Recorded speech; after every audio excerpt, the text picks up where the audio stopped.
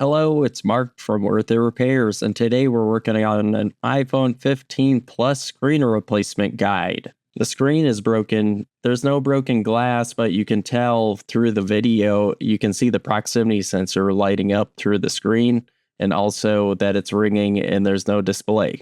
So grab our P2 screwdriver and unscrew the 2 screws from the bottom. While we heat up the screen, we'll introduce you to this video sponsor. You want to put it on heat for about 10 minutes. This is Cellhelmet. This is their liquid glass 300. Comes with a screen guarantee of up to $300, which is awesome for after repairs.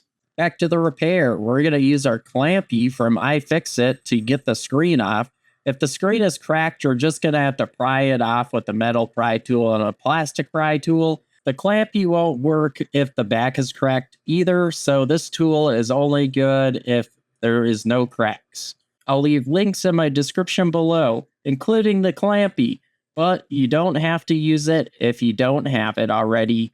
Anyways, I have no affiliate with any of the parts or tools that I'm linking, so please leave me a super thanks. It'd be much appreciated for all the information that I'm giving you.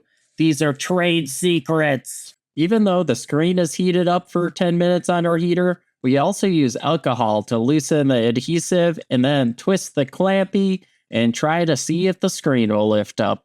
And hopefully not just the back, but you'll have to take off the back to disconnect the battery if you needed to disconnect the battery, but you don't need to disconnect the battery to do this repair. And I'll show you how in the video. Just stay tuned for the end of the video. If you can't stay tuned for the end of the video and you just want to get to the part of the repair that you want to see, check out my description below and I'll leave you a timestamp so then you can get to where you need to be in your repair. After the screen is lifted up a little bit, now it's safe to grab a plastic pry tool, which is a guitar pick, and you'll use that around the edges of the screen and then lift up the edges on both sides until you get to the tippy top, and that's the hard part. We'll carefully remove the suction cup from the screen, and then you'll lift up on the screen and then be pulling it downwards, kind of down towards the charge port, and to get your plastic pry tool around the edges of the top. This part is really hard. You don't want to bend up anything or damage the front camera by accident by sticking your pry tool in too far or using a metal pry tool. So use a plastic pry tool, especially that the battery's still connected. Now it's time to grab out your Y000 screwdriver and remove these 2 screws that are in yellow. There's only 1 per connection, so it's important to not lose these screws because you don't want to have a connection without a bracket above it, because if the phone gets dropped, then the connection will come off. Duh.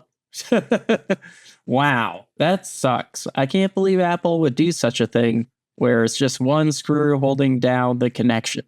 It's really disappointing. And then these brackets are so pesky, you gotta bend or rotate the bracket in a certain direction, just like so, to lift it off. And it is just getting stuck on there for me. It happens. Now we can grab out our plastic spudger after we remove those pesky brackets, and we can disconnect the screen and the proximity sensor. Make sure to hold on to the screen while you disconnect it. Unfortunately, some reason I wasn't. I was just using something to hold it up a little bit, the suction cup behind it, and it fell down. Anyways, now we got to get out the proximity sensor. We'll have to remove this 1 PH000 screw, 1 screw again on the proximity sensor, and it has one of those brackets as well, and we'll get that bracket removed, and then I'll show you how to take it off. There are many different ways to remove the proximity sensor, and I'm going to use this method when I use my heating pad and lay the screen down on the heating pad and use some alcohol to remove the proximity sensor. Luckily, if the proximity sensor breaks during this repair, if you replace it with an Apple OEM proximity sensor, you should remain with Face ID. But if you replace it with an aftermarket one, you will lose Face ID. Just making sure you guys are aware of what you're getting into, and in case you break it, Face ID might not work forever. So be very careful with this part. All right, you guys, something is wrong with the volume down button. That might become an issue when we do a force restart to get this phone working after we do a screen replacement. That's what you got to do. And so we might have to take off the back to get a better understanding, or disconnect the battery and remove the whole housing. But I decided, for the sake of the video, I'm going to leave that part out. So actually, on this phone, the history of the phone was that I had to take off the back, get the volume down button to work. After making sure disconnecting the battery, there's some debris stuck in it and it needed internal cleaning. So anyways, I'm going to not put that in the video because I wanted to get straight to the point and do a screen replacement guide. Unfortunately, you never know what you're getting into when you're doing repairs. So every beast is different. So once we get the screen connected back on, we're able to do a force restart. And I connected the battery and put the back on just so I could show you guys how to do the force restart to get the phone working. You don't have to disconnect the battery, but if you're worried about losing data at all, I would recommend just disconnecting the battery to be safe, because you just never know. You can't trust technology sometimes. I have really high hopes in that the force restart will work every time, and it seems to work every time. And I have a time yet to happen when it doesn't work.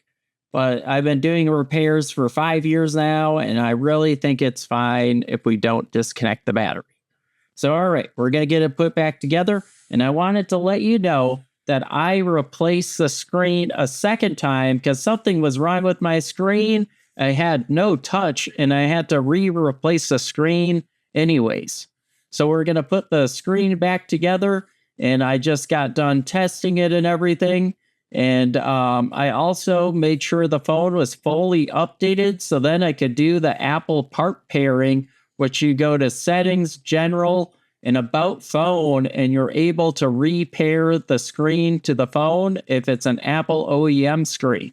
And it worked. It was amazing. I was actually kind of excited that the part was defective once I saw that, because it didn't have that before. So I used a service pack screen from injuredgadgets.com, and I was able to continue using True Tone, and the proximity sensor also comes replaced on the screen, and Face ID still worked. So I was pumped about that. I didn't have to replace the whole proximity sensor all over again.